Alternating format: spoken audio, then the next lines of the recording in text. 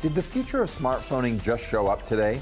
At $199 or $299 a pop, depending if you want 32 gigabytes of storage or 64 gigabytes, Amazon's just unveiled Fire Phone is offering some very new ways of looking at things. To clarify, I'm joined by Deadline's David Lieberman. But David, before we talk phones, let's talk stock. How did today's announcement do for Amazon? Well, it's interesting. Amazon stock had kind of flattened a bit before the announcement. During the announcement, it shot up. It was up about 2.7% at the end of the day. So how is that going to translate, you think, over the long term for them with what's really a step into a new future for them? Well, a lot of people were concerned that the phone might be a bit of a distraction. They weren't sure if there's room in the market for another phone. Apple and Samsung pretty much have the market locked up.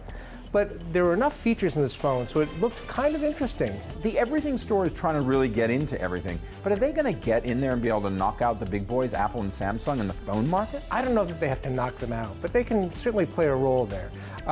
This phone will be just available through AT&T at first, but what it does is it's in part an Amazon shopping machine. It'll help you to identify and buy things from their store. Oh, that's new. Yeah, but it ties people into their music service and their video services. And there are apps that are everywhere, including on iPads and everything. Exactly. But as much as they're doing that and pushing people back to the store and to buying things, the feature that seems to be buzzing everyone about this is this 3D thing. Now explain to me, how do you get 3D without 3D glasses?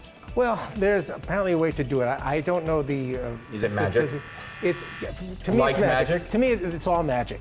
But what you can do, though, is you can look at different perspectives. Let's say there's a suit you wanted to buy. You can see it from different angles just by turning the phone, which is kind of cool. They have, on maps, you could look down on a city, you'd see the Empire State Building sticking out. So that's kind of cool. I don't know how practical it's going to be, and another big question is, how much of the battery is it going to suck up? Well, no one ever wants to answer that question. That could be the thing. If the phone has these great features, but the battery dies after a couple hours, then they might have a problem. Amazon loved to do a big announcement. But now, where's this going to go? You say it's going to be available on AT&T, but for people who are looking to see if this is the future of smartphoning, what does David Lieberman say?